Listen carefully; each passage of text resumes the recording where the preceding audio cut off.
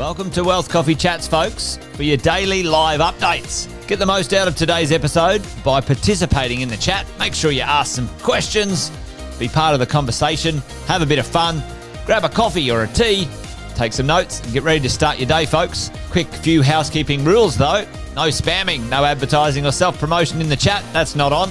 Be kind and respectful to everyone when participating. And most of all, have a good time.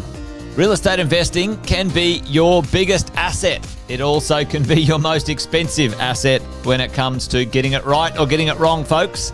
It can be time-consuming, stressful, and that's why here at Positive, we have what's called a 6-star team, a full-service team that provides integrated wealth and property investing solutions and services simply designed to help you progress towards your goal of passive income through your property portfolio, folks. Make sure you check out our other podcasts on the Positive Mentor Network. Not only is there Wealth Coffee Chats, there's the Urban Property Investor. Drops every Wednesday with straight talking investing strategies and lessons with Sam Saggers. Property Investor Tales. This is where our clients, you guys, share real life stories from property investing, hosted by some of our advisors and strategists. And that's done every fortnight, dropping every Monday. Wealth, Wine and Wisdom, folks, that debriefs the week that was in the world of finance and property, hosted by yours truly, Jason Witten and Andy Fenton on Fridays. Hey, good morning, folks.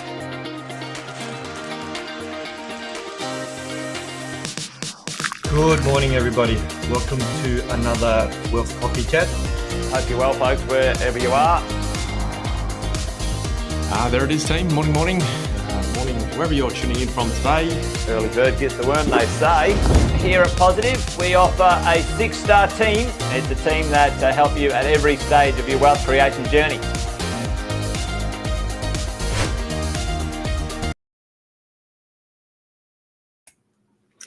Well, good morning, everyone, and welcome to Tax Tuesday for Wealth Coffee Chats. I'm Anthony Wolfenden, tax financial advisor, and I'm going to start a series discussing self-managed super funds.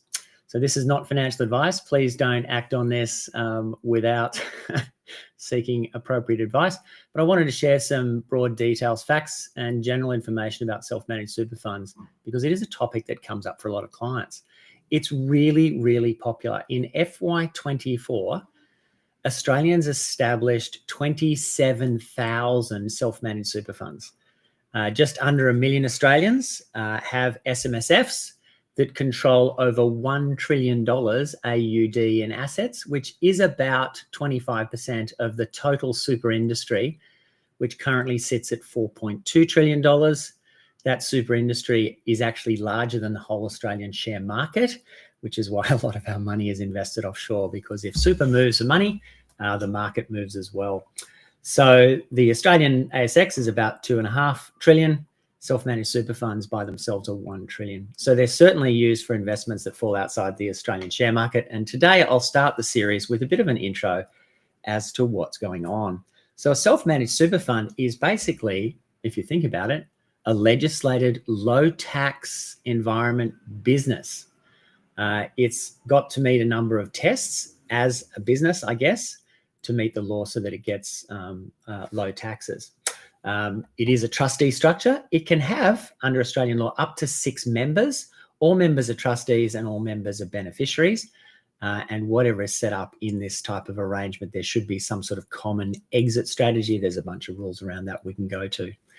To be a member and a trustee of a self-managed super fund, you've actually got to be resident in Australia.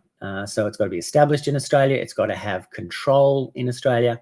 And there's an active test about how much of the stuff is managed from here and it resides here. So that's not necessarily true of a regular super fund.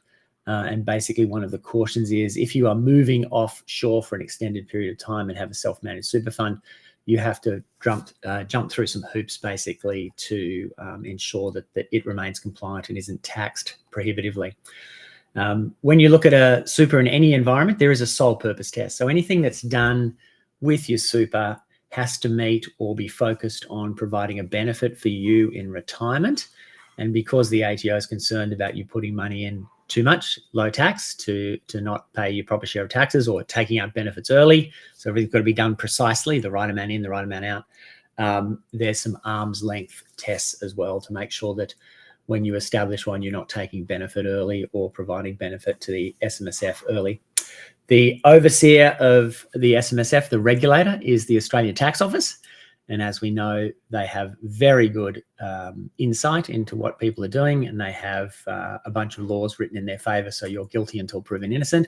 So a great deal of care should be taken to make sure that it remains compliant. You've got to have a bank account to receive money and pay bills. There's an investment strategy that has to be written that indicates how you will meet the sole purpose test. The investments will lead to funding in retirement. There's some record keeping requirements. You've got to do an annual tax return and an audit every single year. And there are a set of deeds and trust documents that need to be established and executed and kept original in a safe place. And there's all sorts of compliance overhead. Personal requirements. You can have up to 6 members, as I mentioned. Every member is also a trustee. So you need for instance, if you've got a corporate trustee, you do need a director's ID. It is a little business that you're running. Members must willingly consent to being trustees and directors. There are some relationship restrictions. So you can have an SMSF with family members, but members should not have an employee-employer relationship because that leads to potentially leverage or inappropriate influence on what might be invested. You do need to be resident. You've got to be a proper, good and proper person. So you can't be disqualified. You can't have convictions for dishonesty. You can't be insolvent. You can't be disqualified according to APRA or the Commissioner of Commissioner of Taxation. And you can't be companies that are disqualified or under administration also leads to outcomes that mean running an SMSF is not possible. So if any of those things sort of occur to you, or if you are ever made bankrupt for whatever reason, then that impacts your SMSF as well. So you need to be clean. You need to be obviously compliant with the ATO and moving forward.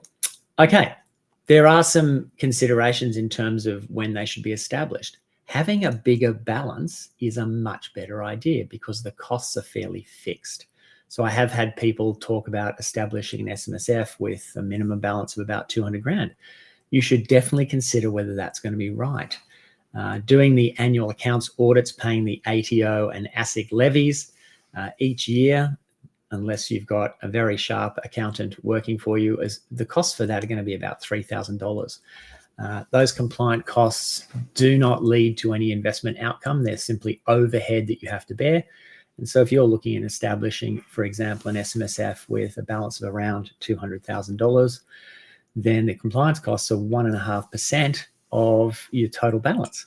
And so what that sort of implies is whatever you're choosing to invest in has to have or outperform what an industry fund might do as a comparison by about 1.5%. Otherwise, you're going backwards. And that's really hard to do. So certainly when considering establishing an SMSF, you should look at what the alternatives are.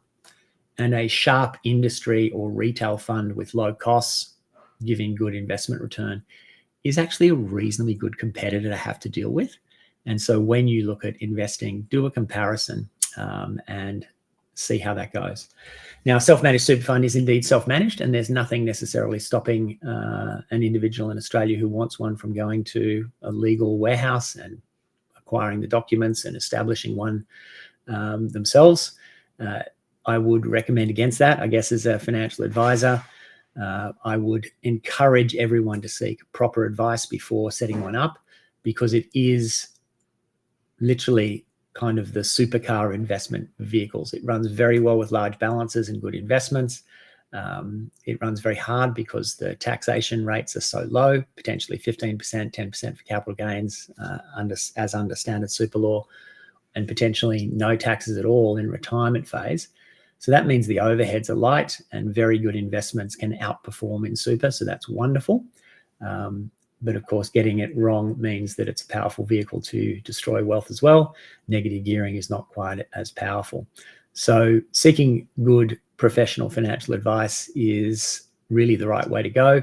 A good financial advisor is required to act in your best interest and with your full and complete understanding. They're two key parts of financial advice.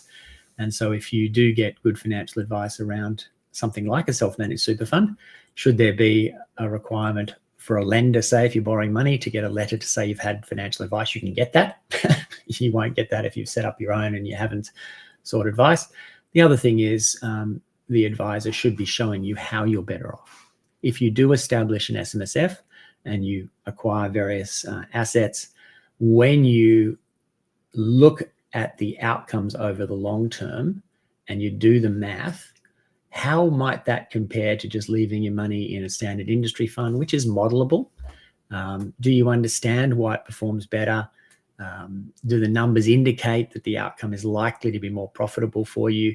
These are things that can be determined roughly, and you should have a pretty clear understanding of how that works out before you spend the money to establish an SMSF. Okay, so that's the basic sort of thoughts around this. Bigger balances certainly work much better, certainly to be considered with good financial advice. I'll get into some more details around SMSFs, how they work and so forth in future Wealth Coffee Chats.